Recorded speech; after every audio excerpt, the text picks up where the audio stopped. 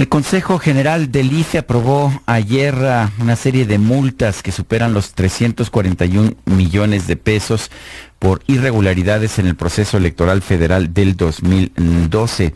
Vamos a conversar sobre este caso con Lorenzo Córdoba. Él es consejero del Instituto Federal Electoral. De hecho, vale la pena señalar que el total de multas es de 1.572 millones de pesos.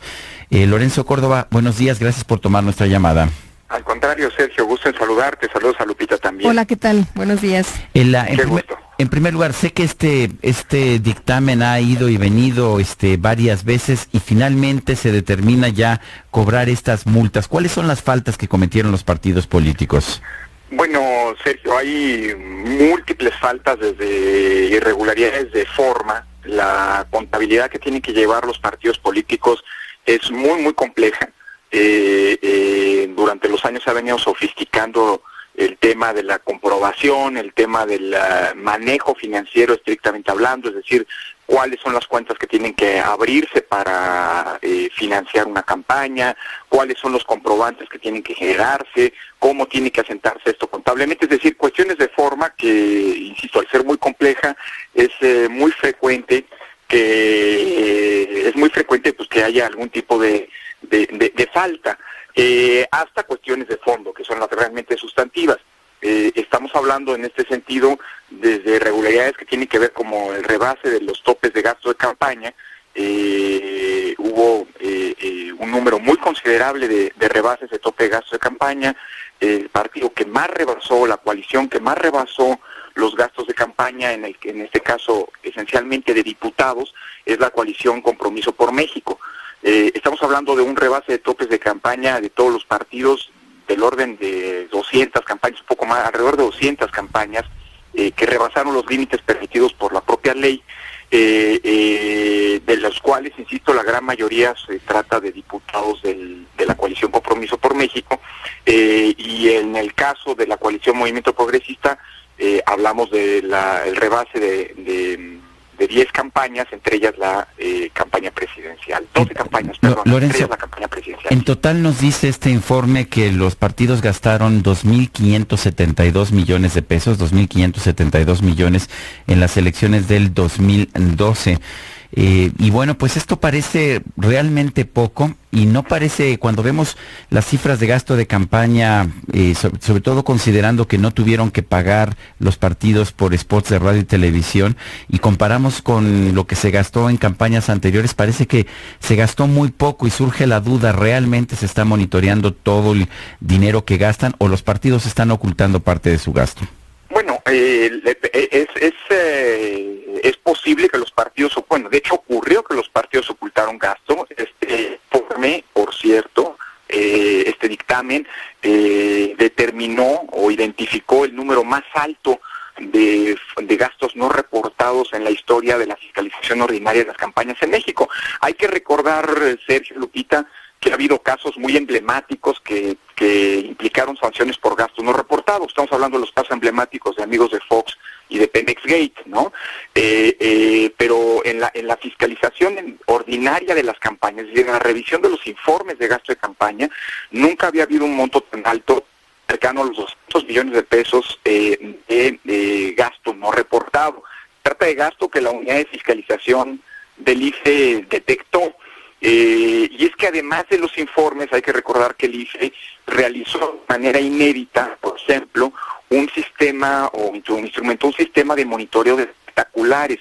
Se detectaron a lo largo del país más de 26,000 espectaculares, muchos de los cuales no habían sido reportados por los partidos políticos en sus comprobaciones, con lo cual pues se impuso también sanciones de fondo por gasto no reportado.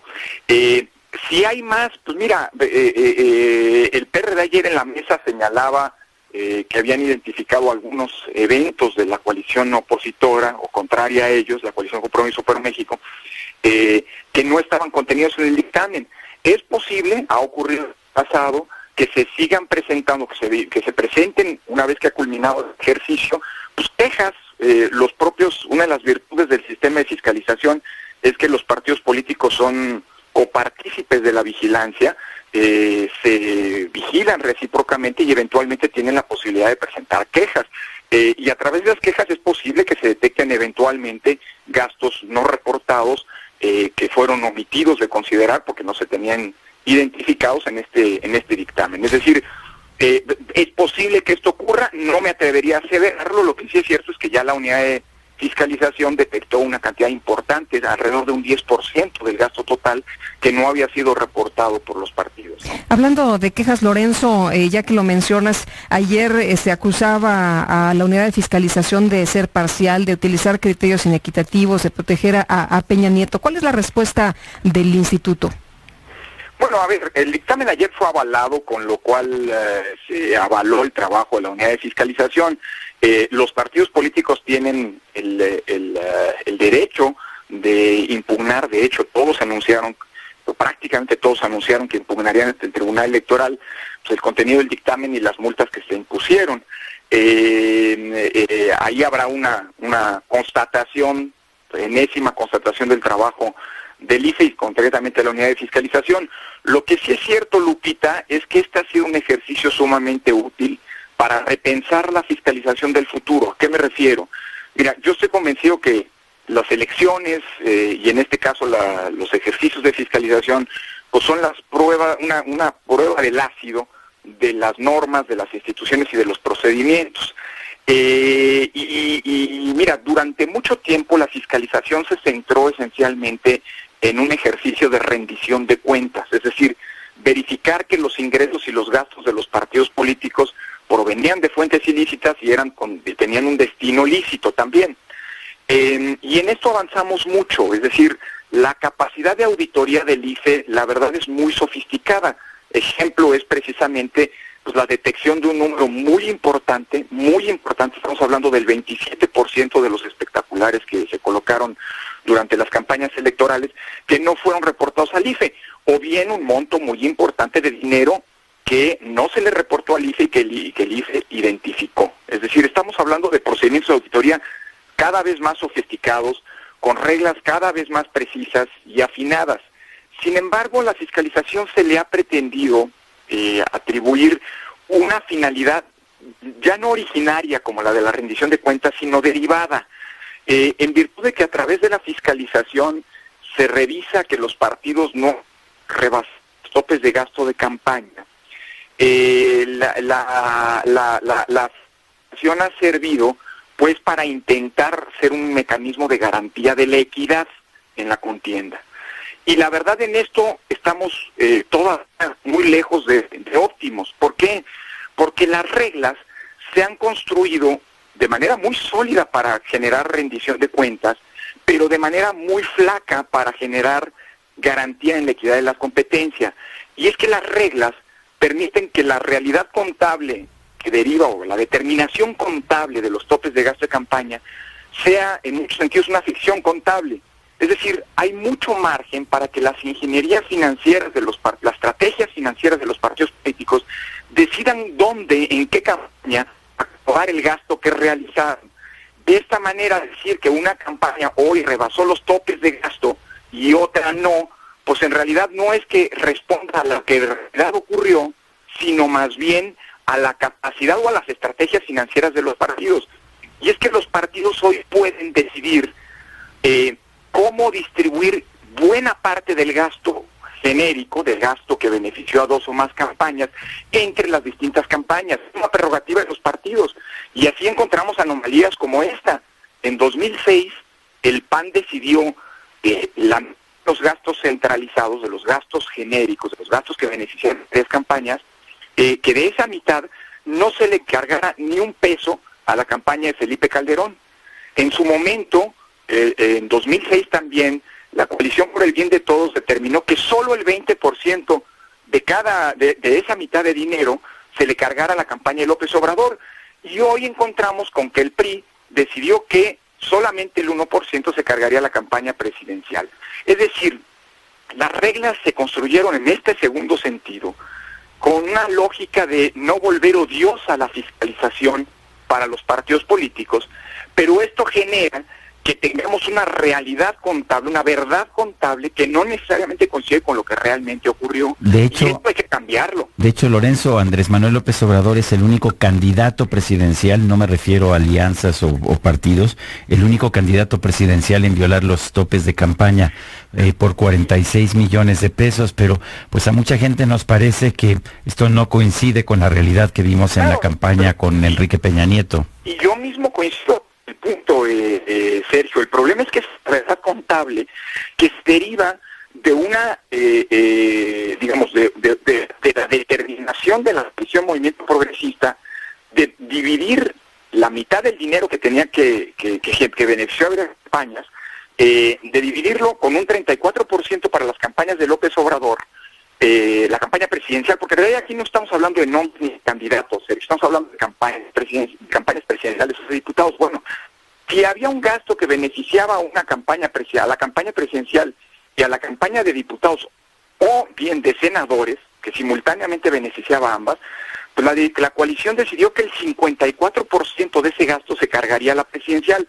Esto explica en buena medida, Sergio, por qué en un caso, en el de la coalición con el Movimiento Progresista, se afecta particularmente a la campaña presidencial y apenas unas cuantas campañas de diputados y senadores.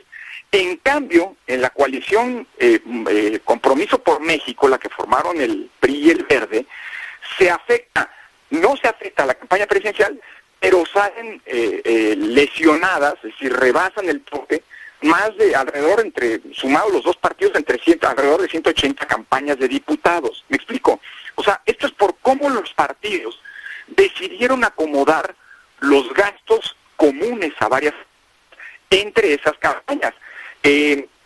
Justo, yo creo que sí lo es. Habrá que quitarlo, por supuesto que habrá que quitarlo, pero me importa señalar que todos los partidos en distintos momentos se han beneficiado de las reglas. Sobre todo, Sergio, porque la determinación de cómo se distribuye el gasto ocurre una vez, no solo que ya terminaron las campañas, sino que también las elecciones han sido revisadas y calificadas. Es decir, ya hay ganadores y perdedores, y solo después es cuando los partidos deciden cómo distribuir el gasto. Este es el elemento fundamental que explica pues lo que parecería contrario al sentido común. Pero si uno ve el dictamen en su conjunto, Sergio, entonces las cosas empiezan a cobrar sentido. Si me permiten, les doy un par de ejemplos. La coalición que más gastó respecto de los restos de los partidos políticos fue Compromiso por México. Gastaron 1.132 millones de pesos. Esto quiere decir por más. Lorenzo, ahora, no escuchamos, ¿te podrías ubicar? Te pedimos lo último. Sí, gastaron 1.132 millones de pesos. A ver, vamos a tratar de restablecer esta comunicación. Sí, Lorenzo, te perdimos. Nos hablabas de el gasto de Compromiso por México. Sí, mira, a ver, el gasto total de Compromiso por México, esto es lo que, si se ve el dictamen en su conjunto, estos son los datos que se reflejan, que se arrojan. Gastó 1.132 millones de pesos, es decir, 63% más que la coalición Movimiento Progresista. Otro dato, la coalición Compromiso por México, junto con el PRI y el Verde, gastaron 402 millones de pesos en la contratación de espectaculares. Esto quiere decir 2 veces más que el PAN y 2.75 veces más que la coalición Movimiento Progresista. La coalición Compromiso por México gastaron casi 50 millones de pesos en producción de publicidad televisiva en radio y televisión, no la compra evidentemente, sino la producción, ¿sí? Bueno, esto significa 35% más que el PAN y 4.3 veces más que Movimiento Progresista. Es decir, al final del día, lo que era una sensación común, casi obvia, es decir, que hubo más espectaculares que promocionaron a los candidatos de la coalición Compromiso por México frente a los de la coalición Movimiento Progresista, pues en realidad es real. Hubo cerca de 17,000 espectaculares de esa coalición sobre 26,000 en total que identificó el IFE. Es decir, quien más gastó, quien más digamos, espectaculares contrató fue precisamente a la coalición que todo mundo supondría que se encontraba en esa hipótesis, es decir, Compromiso por México. Lo que pasa, ¿por qué no rebasó los gastos de campaña presidenciales esa coalición? Bueno, lo que pasa es que cuidaron, déjame decirlo así, su candidatura presidencial, su campaña presidencial, y distribuyeron los gastos entre las otras campañas. Por eso rebasaron masivamente los topes de gasto de campaña de diputados y senadores, sobre todo de diputados. ¿Por qué lo hicieron? Bueno, pues porque las reglas que están mal, que no son justas, que hay que cambiar, y que todos han venido conociendo, usando, y diría incluso abusando a lo largo del tiempo, todos los partidos se han beneficiado de esta regla, les permite distribuir casi a voluntad, pues la mitad sin el casi a voluntad, la mitad del gasto que beneficiaba a dos o más campañas, lo que no es gasto directo. Es decir, se hace porque se puede, ¿no? Se hace porque se puede, y eso hay que cambiarlo. Pero, Lupita, déjame decirlo así, es la primera vez que a la fiscalización se le está exigiendo sea un mecanismo de garantía de equidad como ocurre hoy en día. Nunca había pasado esta exigencia, digamos, de que la fiscalización se convirtiera en un mecanismo de equidad. Hasta ahora se había privilegiado la lógica de que fuera un mecanismo de rendición de cuentas ante todo. Bueno, yo creo que las reglas que hoy tenemos, las reglas que conocen los partidos, las reglas de las que han abusado los partidos, no permiten que la fiscalización se convierta en una garantía al 100% de equidad, y por eso hay que modificarlas. Yo creo que esa es la gran enseñanza de este procedimiento. Hay una serie de enseñanzas adicionales. Creo que se identificaron, digámoslo así, áreas de oportunidad que tendrá que revisarse por parte de la unidad de fiscalización del futuro. No había protocolos claros de actuación de sus auditores, no se pensó que esto podría impactar en el dictamen, y yo creo que se impacta, por lo tanto hay que modificar una serie de protocolos incluso internos de cara a futuros ejercicios de fiscalización, ¿no? Lorenzo Córdoba, gracias por tomar esta llamada. Al contrario, Sergio, un placer de estar con ustedes como siempre. Un abrazo, Lupita. Gracias, hasta luego. Buenos días. Pues interesantes esta situación. Son las 8 de la mañana con 1 minuto.